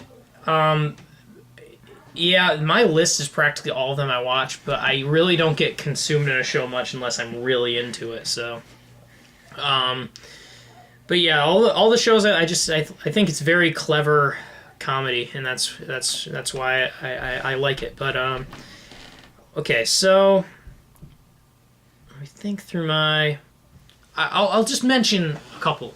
That I do think that the Twin Peaks pilot is the best episode of that show, actually. It's like a movie, actually. I forget. The it's like original pilot? The first ever episode of Twin Peaks, which actually might be like called pilot or like episode 0 or something. Like it's episode 1 is the second episode. That's all I know. But the pilot is like an hour and a half or 2 hours or something. And I think it's the best episode of the show. It's not. I don't necessarily know if it's my favorite pilot, but it is of note that that's. And then 2 other good ones in my like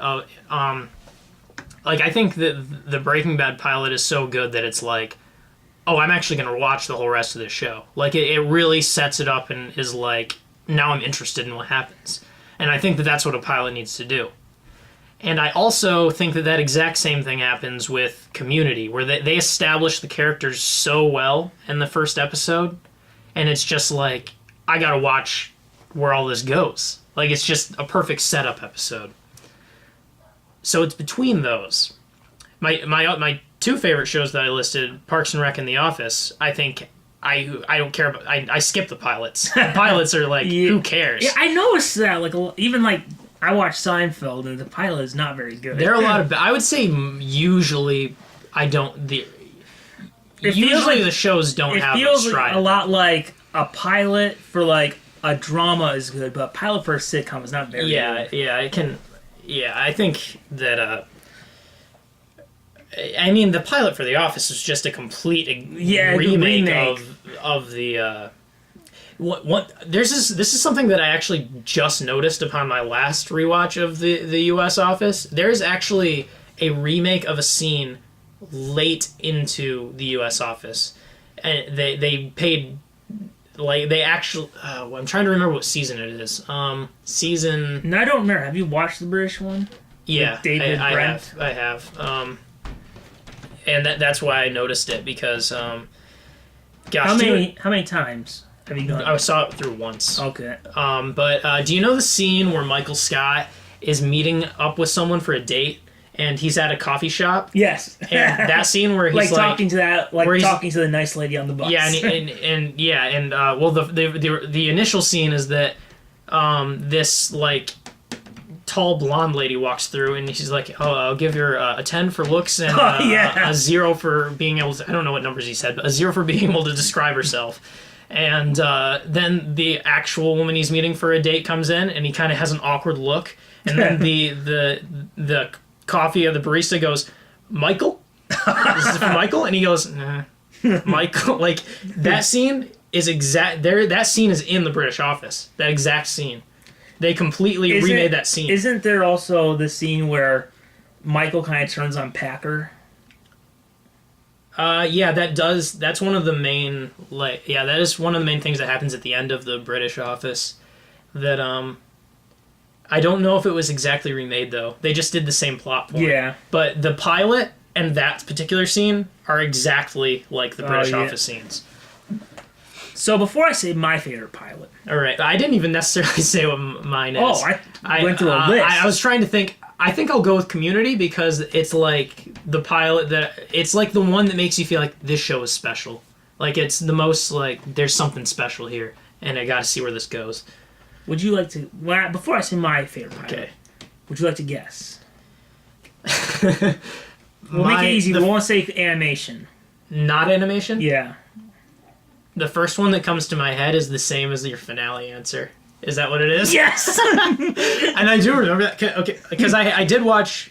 I don't remember how far I got into Smallville, but when it first started airing, I started watching it and stuff. When it first started airing? Yeah, I remember. I think 2001? When did you start watching it? 2004. Oh. I started watching it when season 4 happened. Oh. Maybe that's when I started watching it. I don't... Maybe, like, I mean, I didn't... To be clear, we would have been in second grade when it started airing. Okay, so... That was... My memory is wrong. I think I must have just watched it from DVDs. But I saw I know the pilot. Yes. And I remember it being good. Pilot, man. It's amazing. If I could rank the current DC shows, the pilots... I consider modern to be this Smallville to start. Kind of like, if we talk about what's Marvel movies, modern is first X-Men, first Spider-Man. That's where it starts.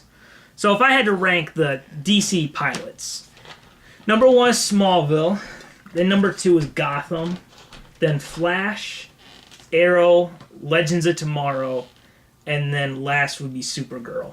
And Supergirl is like this hard situation where... The only reason... Originally, they weren't allowed to use Superman.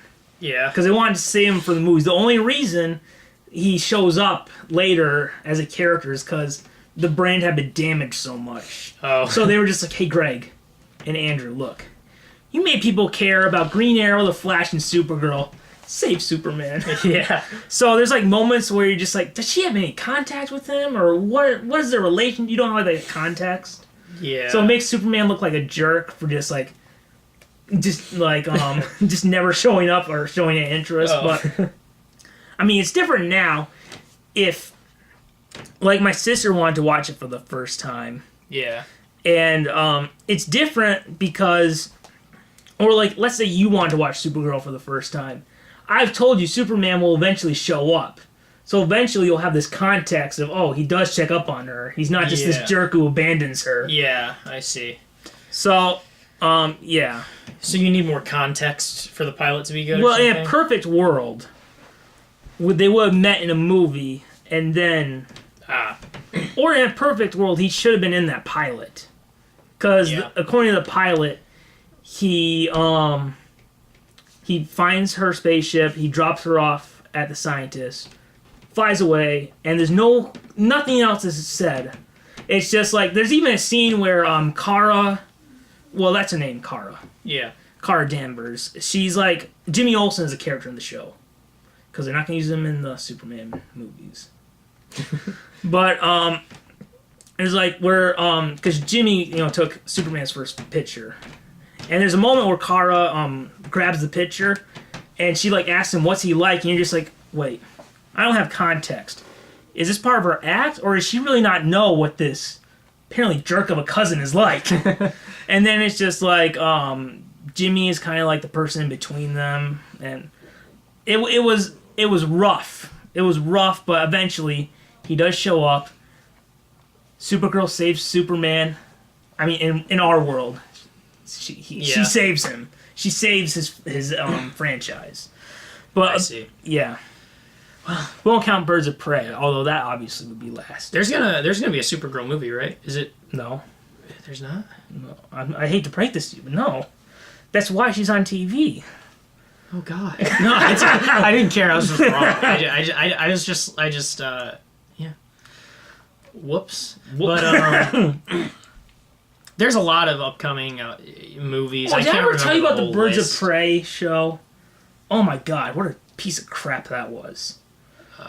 So, the WB network, remember that, the WB, had success with Smallville, so they wanted like a Batman type show. I was thinking of Captain Marvel. Okay, I don't know why I got it confused. Oh no! What? Oh, you mean Marvel's Captain Marvel, not DC's Captain Marvel. Oh yeah, they both have them. Yes. I forgot. Shazam. Yeah, I forgot that. The one character where I'm just like, this is stupid. I remember finding that funny that they both have a Captain Marvel, but yeah. But never tell you about Birds of Prey. It just came to me out of nowhere. Did I ever tell you about Birds of Prey? No, you haven't. So horrible. So they had success with Superman, and they wanted to do like, I don't know if you know, Gotham. They've been trying to make that show since 1999, but it kept saying no. I think, Dark Knight Rises may have helped, because once, like, got positive reviews when it first came out, but, like, they kind of knew, like, next Batman movie probably won't make $1 billion. Yeah. Because, it wasn't beloved. Yeah. It was split. Yeah. So, and the next one was starting from scratch, too, with an actor that people were just like, what? Yeah. Although, now people are just like, don't leave, Ben! Yeah. But, so they weren't allowed to use Batman. So what they did was they came up with this show called Birds of Prey, which is Batman and Catwoman had a daughter, and Catwoman's killed, so Batman's sad, boo-hoo-hoo, that Catwoman's dead, and he just leaves Gotham. Oh. Never to be heard from again. People still talk about Bruce Wayne, and he never sees his daughter. All she has is Batgirl to talk to, who's, she got shot by the Joker. Now she's paralyzed, so she's Oracle, like from the comics. Yeah. Batman, boo-hoo-hoo, runs away. Just, it's like Crap Night Rises, but what happens after? And you know what? Ooh, what gets me so mad when you watch that show? They use the costume from the Burton movies. Oh. So you're just like, no, don't do that. Not on something that's not good. I mean, that luckily, Birds of Prey contradicts the movies, so it's not like they're connected. Yeah, it's a little bit like how Smallville used the Superman Returns suit. Yeah, they're not connected, but it's just like it was a little bit like it's cheaper than making a new one. But yeah. crappy show. Okay, we'll try to wrap up this episode. What is a show you'd be a little bit afraid of to have come back? Like a little bit like, oh guys, I don't know. To come back.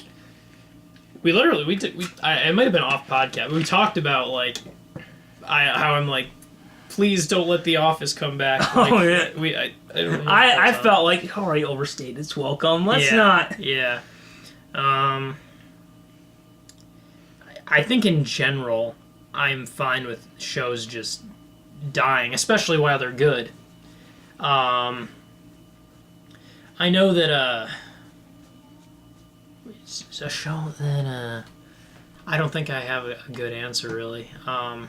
Shows overstay their welcome more often than not, I think. Well, that's not true. There are tons of shows that die too early, but I think that a lot of shows I wouldn't want to come back because it's like, because either like if it ended while it's good, I'd be worried that it would come back bad and somehow taint it. And if it ended while it was bad, then it would be like, you're just gonna make more bad stuff. Like, so I don't know. I guess that's a little cynical, but I don't know. So I have a show I'd be a little worried if they brought back. Yeah. Would you like to guess? Well, wow, what shows don't exist anymore?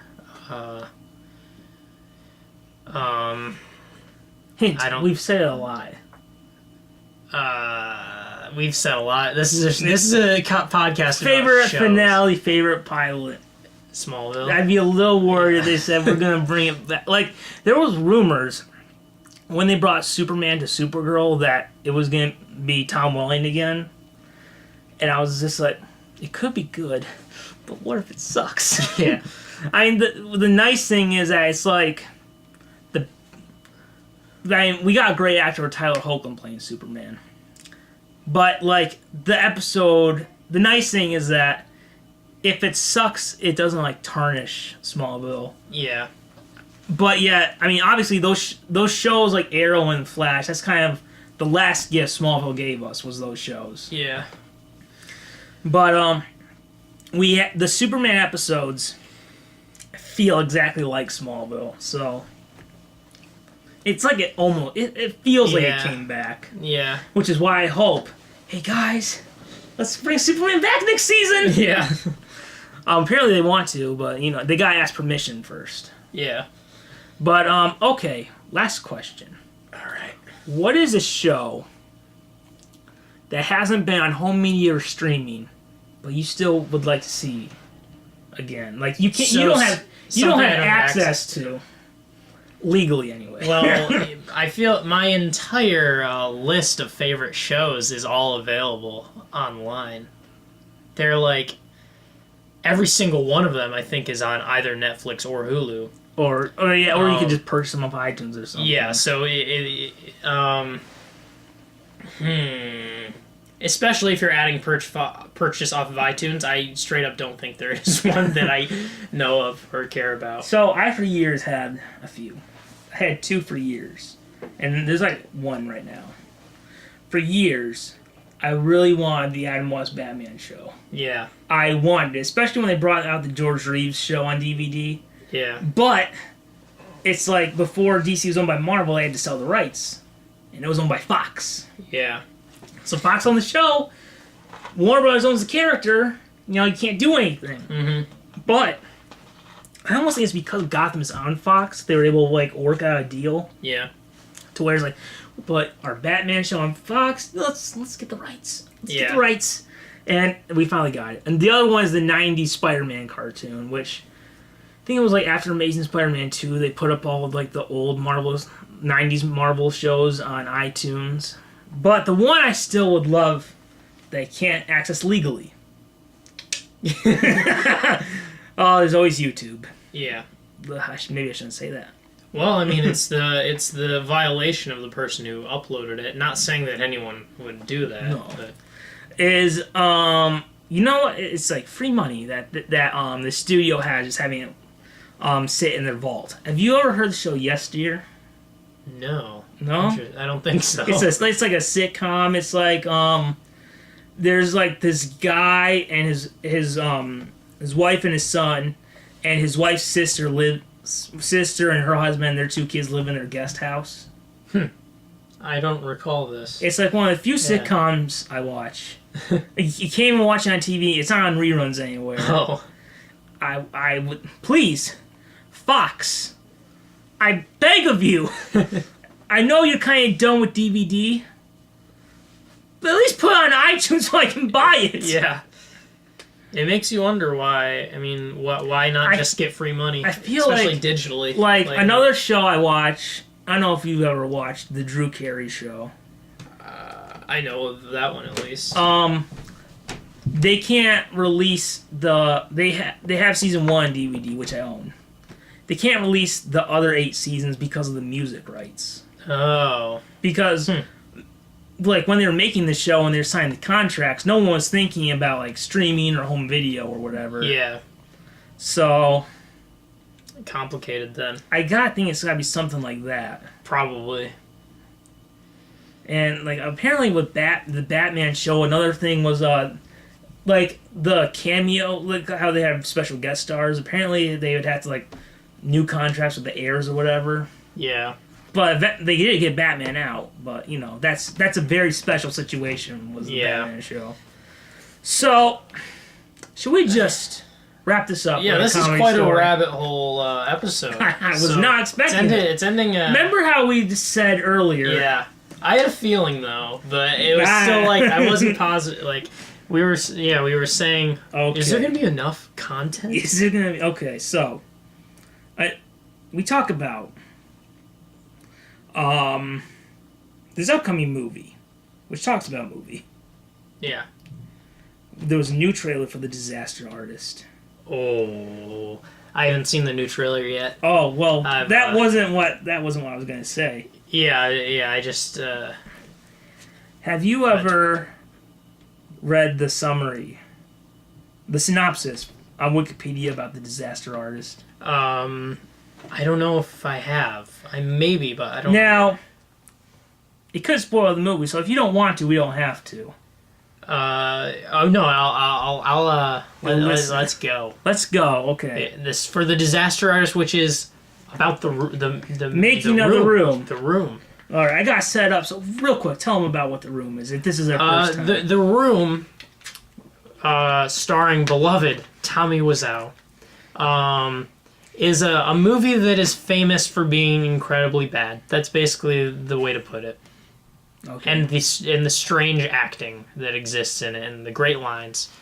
And there's going to be a movie called The Disaster Artist. Okay. Well, about the making of it, but not in a documentary. It's more like just a story. Yeah. Yeah. So I'll try to go through it because it's a little long, but I'll try to breeze through it. Okay. So just so you guys know, it's written by Greg Sestero, who is Mark, and Tommy Wiseau is Johnny from the movie. So, are you ready? Because it's something. It makes me more excited for the movie. Okay. All right. Sestero, an inspiring actor, first encounters Wiseau in an acting class.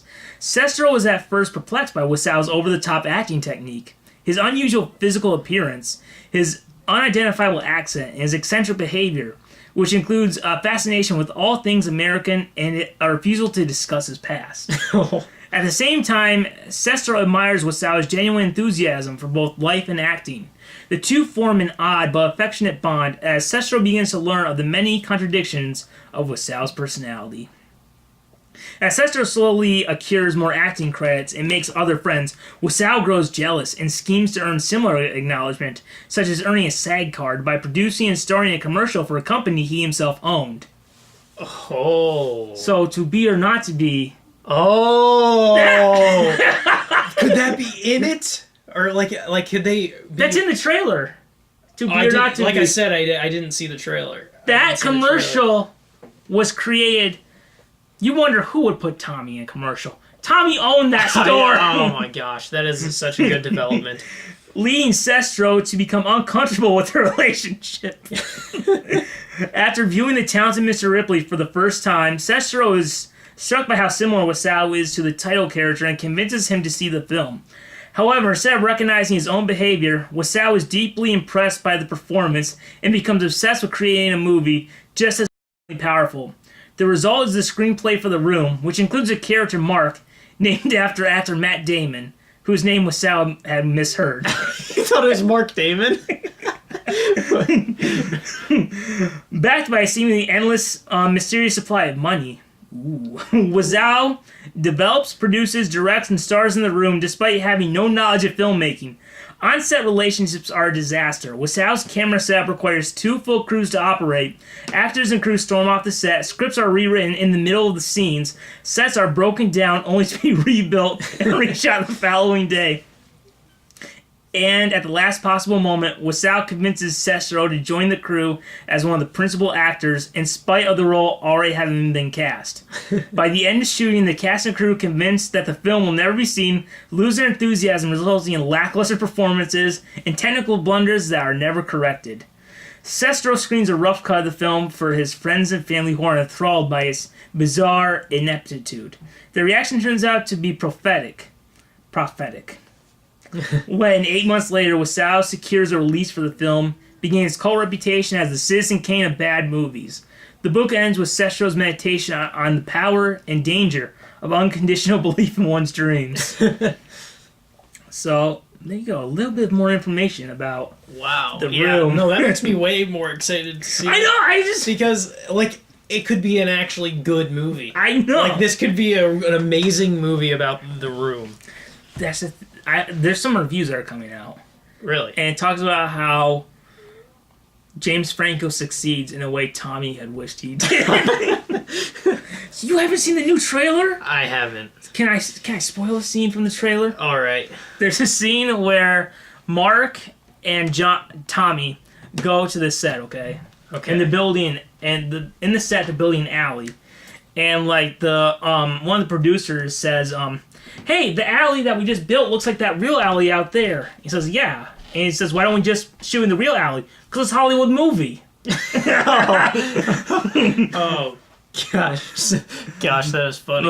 You gotta see that. I have to. You know, we talk about The Room so much. We need to do something special when it comes out. We need to have, like, a Room trilogy. Yes! Like a new trilogy just about The Room. Part 1 commentary, Part 2 review, Part 3 therapy session of what went wrong. Yeah. So, I guess that'll be it for this long episode comment section. It was an exciting one, though, especially with that amazing ending that is now... Is there a release date for The Disaster Artist? Yeah, because yes, there I is. think it's my most anticipated movie of all time now after hearing that synopsis. I know, like...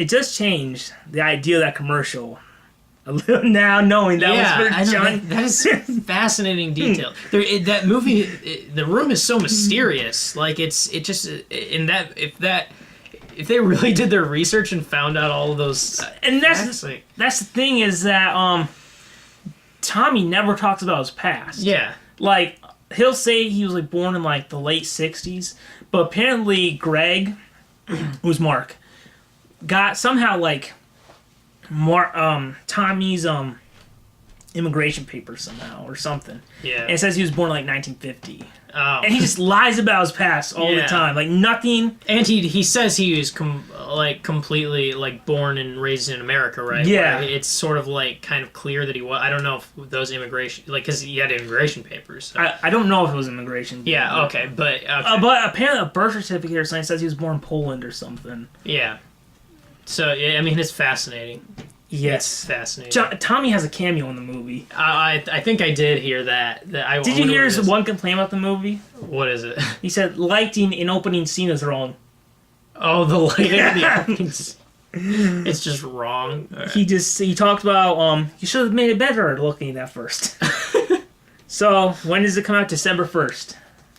Oh my gosh! I have a new most anticipated movie of December. Now, screw Star Wars. Yeah, you just like Star Wars might need to move. I mean, I know the Disaster Artist is going to take it. I said I was only going to see 2 more movies this year.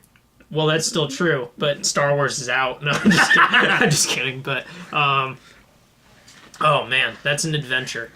And it's a rabbit hole. Yes, it is. So, tune in next time Yes. where we'll talk about more film stuff. Yes. And as always, keep falling down that rabbit hole. Absolutely.